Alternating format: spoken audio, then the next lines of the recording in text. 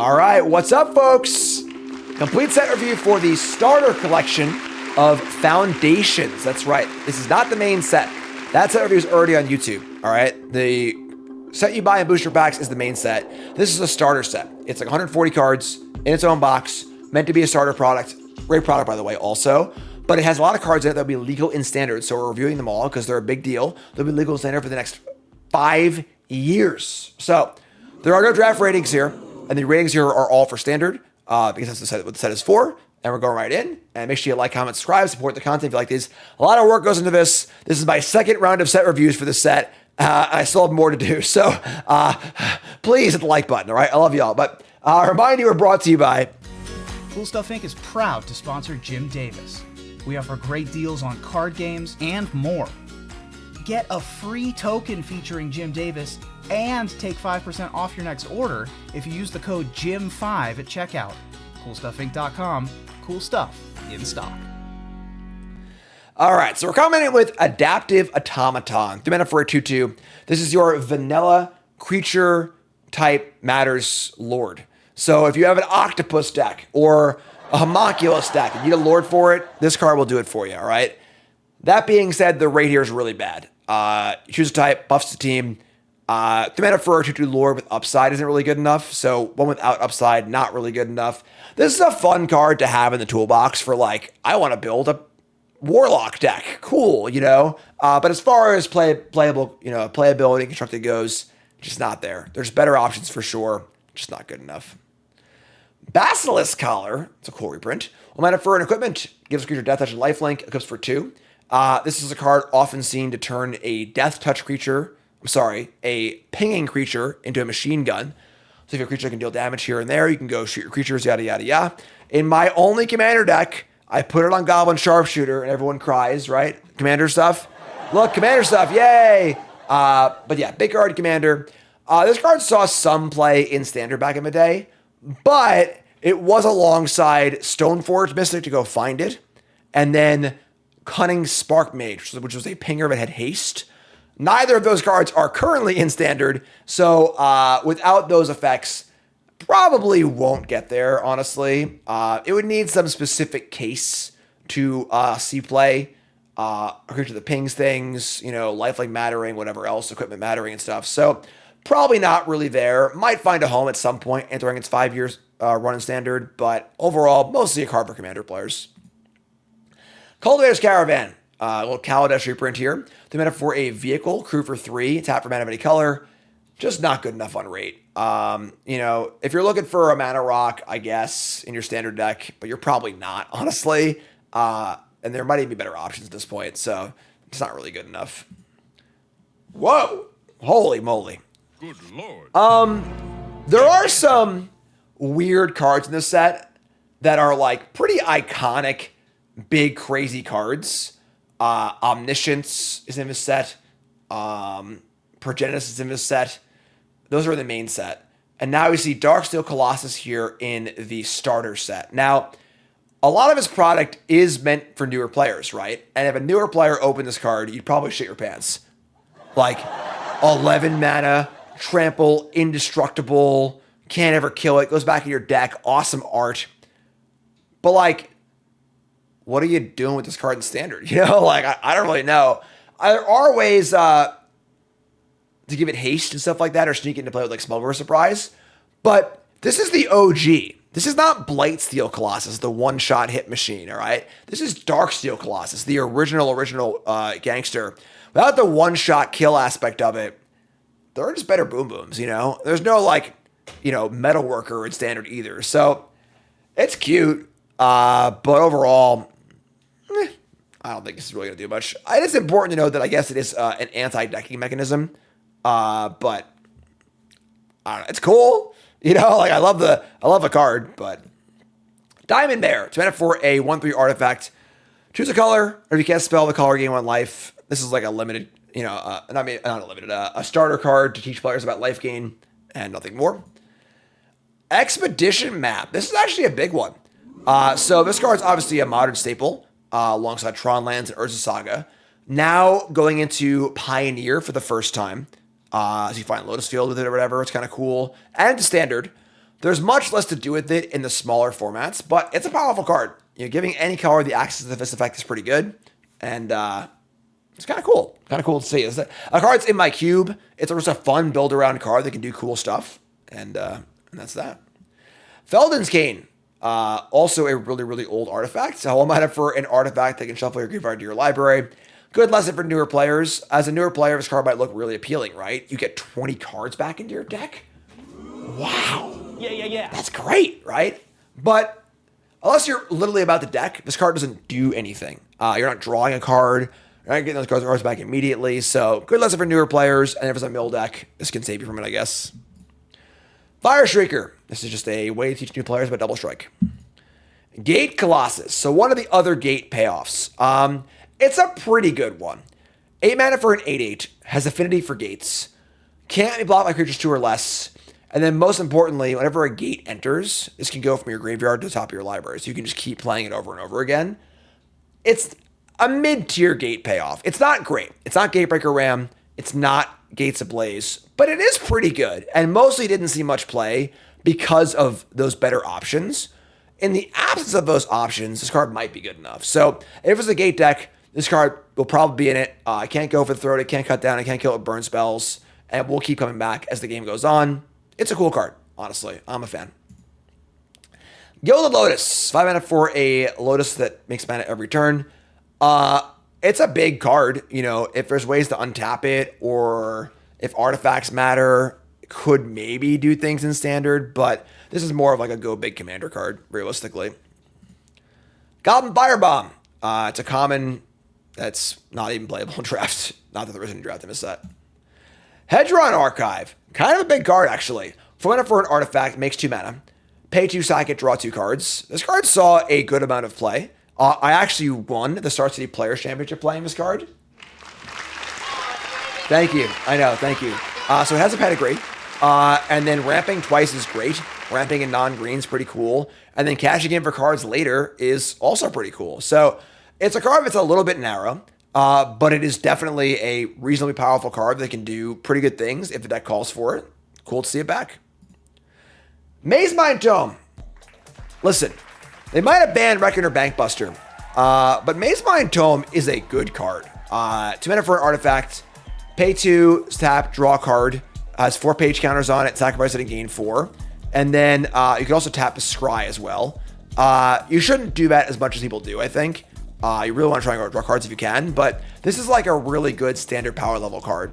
It sees a little bit of play in Pioneer, but not a ton. Not good enough for the older formats. But in standard, when things are a little bit slower, more about cards, this is a good card. There also aren't a ton of ways to kill artifacts in standard right now. Bunch of ways to kill creatures, a bunch of ways to kill enchantments, but artifacts are a little safer. And if you're playing a mid-range or a control deck, this card's pretty awesome. Play it on turn 2, say go for the rest of the game, end step, draw. I like it. This card's great. I think this card's awesome. And a card that will definitely see play a good amount of time in standard going forward. It's good stuff. Mazemind Tome. I like it. Pirate's Cutlass. Let's teach new players about equipment. Pyromancer's Goggles. I feel like all the trap cards in this set are just killing my soul. Like, they really are, because it's all reprints. It's all cards that I love from past things or whatever. But don't tell Todd Anderson either. Todd loves this card. 5 mana legendary artifact. Add a red.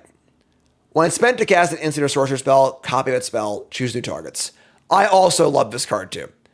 I'm sure that over the course of Standard's tenure in the next 5 years, it'll probably find something to do. But as it stands, being limited to only red instant or sorceries is tough. And you also really want to have a good 1 mana removal spell to play with this.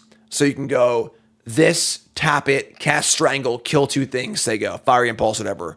So I just don't think this card has a home, It's tough. It's really, really tough. Shock is obviously okay, but like the 3 damage spells are the real big ones. So it kills me. I'll probably build a Pyromancer's Goggles deck anyway for 10 new brews because that's just who I am.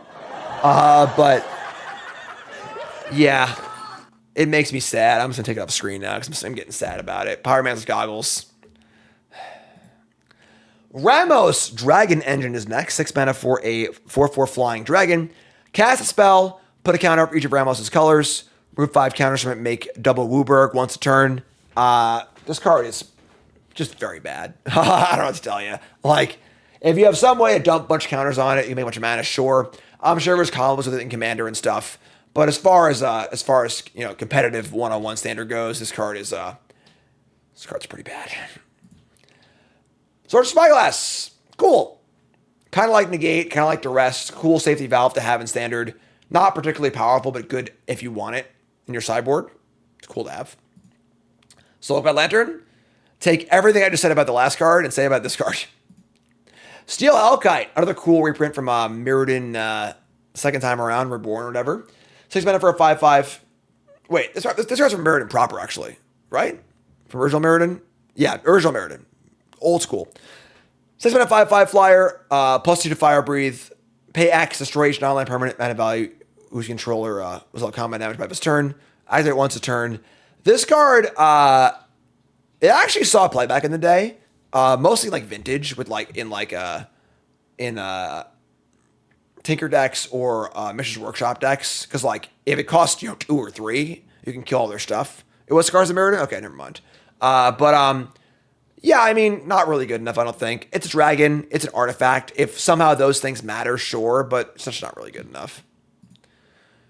3-Tree Mascot. Legal and standard. Was in Bloomborough. Not very good. And now I go into the lands. So you go to Crawling Barrens. This is going to be our creature land for the next 5 years. It's honestly not great. It was a better Colorless land in the main set. Like turns into a 3/3. This one, if you are mana sinking, like if you're playing, Elvish Archdruid or have like a bunch of mana, it can get kind of big. And it's, an untapped land, taps or colorless, whatever. But overall, like not particularly powerful. Cryptic Caves, kind of similar. If you're a monocolored deck looking for a way to kind of mitigate mana flood, this card does that. It's not quite a Rising Canopy, but it's in the ballpark. And kind of cool is like a one of. You're playing a deck in tutor lands.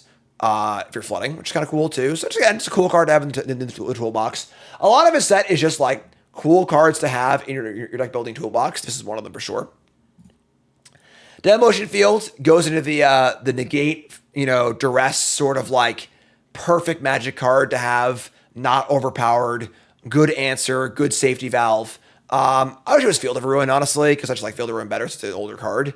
But this one does not have a forced search, so which is kind of cool. It just makes it a little more flexible, I think, or a little better for your opponent. Uncharted Haven's a common mana fixer, not a big deal. And now we come to the big tamales. So, right, why the hell am I putting these gates in my deck? Which I haven't gotten to yet. This is why. Maze's End is a surprisingly powerful card. It's a land, enters taps for colorless. You can pay 3 and tap it to return it to your hand and search your library for any gate card. Put it on the battlefield, and then shuffle. If you control 10 or more gates with different names, you win the game. That's right, you win the game. This is an uncounterable win condition that will eventually win the game and is really, really good against mid-range decks that are just playing a bunch of removal spells, right?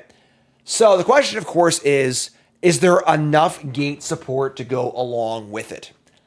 That is the question that remains to be seen. Gates Ablaze being the really, really important one. Gates Ablaze was a 3-mana sorcery. It was red, and it dealt X damage to each creature or X number of gates you control. So this is a 3-mana Wrath. Without that, it's tough, Obviously, having Demolition Field in the format's a big deal for this, as far as keeping it in check. But this is a powerful effect, folks. You can guarantee there'll be a Maze's End deck and 10 new brews next week. But yeah, very, very powerful card. Do not sleep on it. It looks like a stupid meme. It is not. It is not at all. This is definitely a viable win condition and one that like some decks will have a really hard time beating, which is a big deal. So what are gates? These are gates, right? Common mana fixing lands.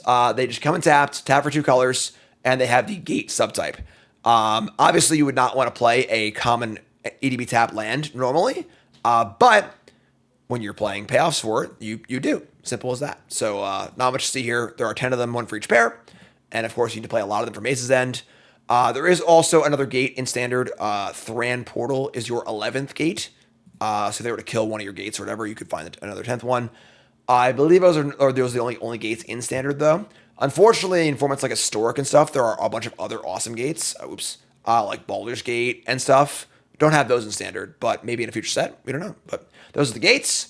And we also get the only rare land cycle in the set, not in the main set, is the temples. And the temples right now don't mean very much. The fixing in standard right now is pretty great.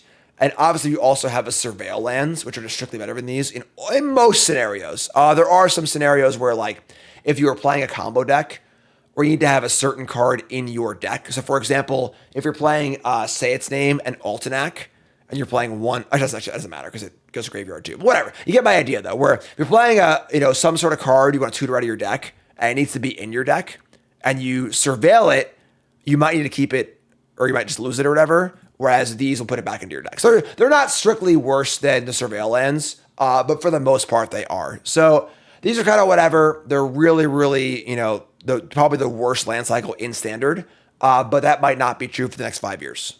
So there you go. So to recap, Best in Show, Maze Mind Tome. Maze's End is your sleeper card, and Pyromancer's Goggles is your trap card, unfortunately. So that is it for the starter collection. But wait, Billy Mays here. There's more. There is one more Foundations product to get to. That is going to be the Jumpstart product. Now, for anyone who plays paper, this is irrelevant for you because nothing changes legality-wise for paper cards. There's reprints, whatever. It is what it is. However, I guess there's a few new cards in it, like a very, very small amount of new cards in it, but whatever. Much more important, though, is for you Arena players who like to play Historic and Timeless. We are getting some new cards onto Arena thanks to this release, the Jumpstart release. I'm going to go over those in the next section. And that's it. So, if you haven't seen the main set review, go watch it on the main channel, all right? That goes over all the cards and booster packs. If you missed parts of this review, it'll be on YouTube soon. Go watch that. That'll have you all set for new Standard. It's a lot of new cards. It's very, very exciting. I'm pumped for Standard. Standard is great right now. Standard has been the best format in Magic right now for the last 10 years. 10 years. It's the last year? Why did I say 10 years? I don't know. The last year has been the best format in Magic, and I expect it to keep doing that. So, YouTube folks, love you. Like, comment, subscribe. Let's do this.